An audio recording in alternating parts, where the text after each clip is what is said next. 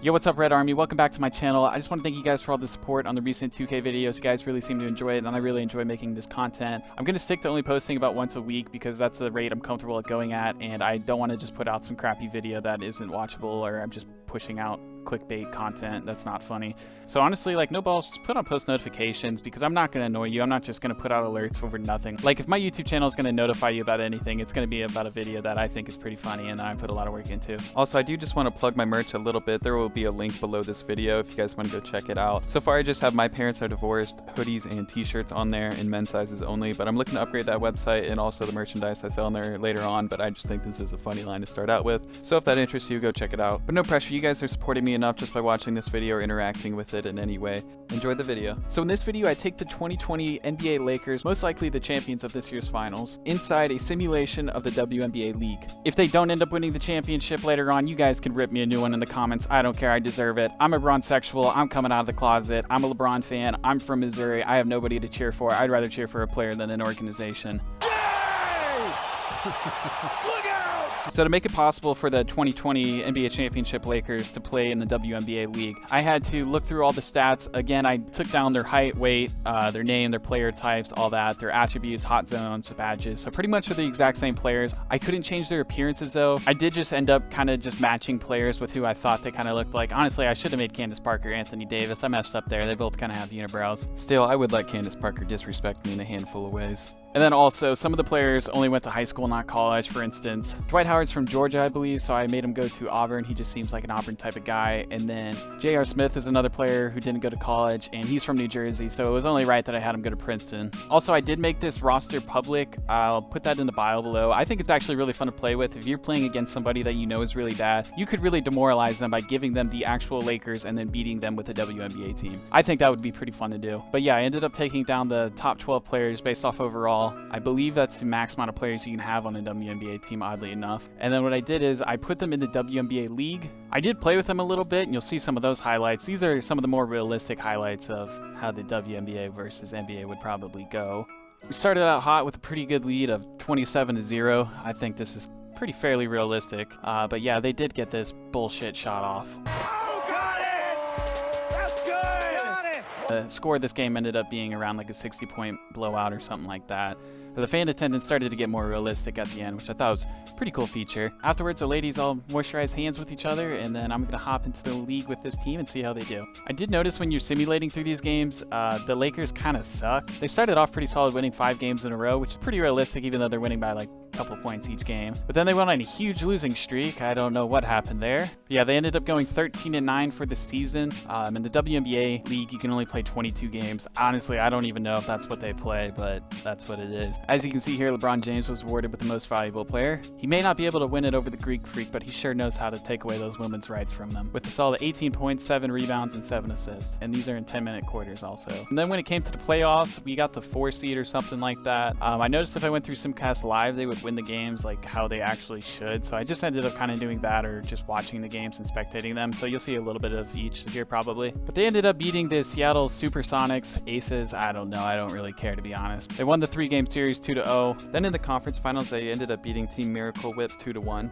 And then in the finals, they went on to play the Washington Crackheads. They started off hot with Anthony Davis just getting the ball in the post and elbowing some chicks with dicks in the paint and coming up with a big bucket to start off the game. Then the ladies went down here and threw the ball at the crowd, just trying to give out some souvenirs or something like that, I guess. Number 11 went down here, put up a good shot, showed off her vertical, which would probably clear a newspaper. And then AD proceeded to take a pretty bad shot, but Dwight Howard had the easy putback. And as you all know, Dwight Howard isn't a big fan of women, so he had no problem getting these easy buckets on them in the paint. And Rajon Rondo went down here and put up a pretty nice shot. Girls had to call a timeout to patch the bleeding. That's a vagina joke. And AD gave a nice pass to LeBron here in the paint. Don't know why he didn't dunk it, but still, I mean, he's a tree amongst little girls here, so he got the easy layup. Then the girls did return with a bucket of their own to put themselves on the board against LeBron. I think that would have gone otherwise, though, personally. Oh, blocked by James! The boys answered back by using their brains and giving the ball to a 6'10 Dwight Howard in the paint against probably a 5'10 number 5. Then they gave the ball inside and got a nice easy bucket over Anthony Davis. And then in between quarters, we had a nice cuties appearance, because that's what 2K's into. Please get rid of the kid dancers in 2K. Nobody likes them. I hate it. I hate them.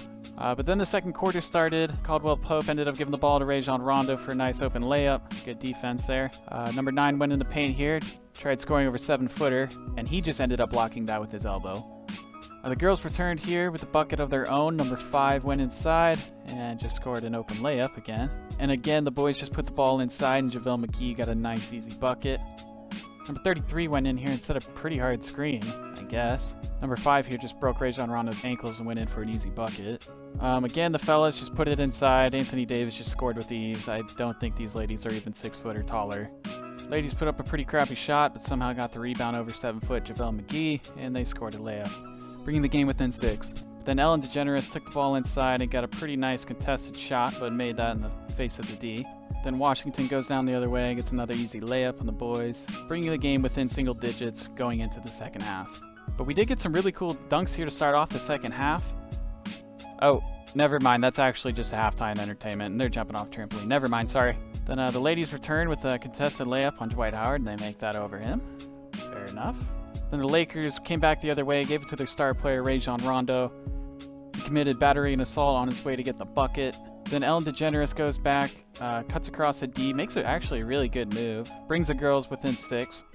69. Rajon Rondo gives the ball in to LeBron James, who was backing her down, but decided to go for his signature fadeaway and then did some skips down the court. I don't understand why the WNBA makes players skip so much. Girls really just be skipping in the game like that? Like, that's their only animation. Seriously, where am I feminist at? Ellen DeGeneres puts up a shot right in front of LeBron. He makes her miss that. Gives the ball to Rajon Rondo in the corner, hits the easy 3, gives a finger to the women's bench there. They did not appreciate that. And then the girls went down the other way, passed the ball on to LeBron James's back. Going in for a dunk, possibly? No, just a weird, awkward layup, but that's fair. Rajon Rondo, star player, leading the team in domestic assaults and batteries, hits a nice layup. The boys go back here with a fast break. Anthony Davis to LeBron with a nice flashy pass to Danny Green. The girls are upset here. They're fuming.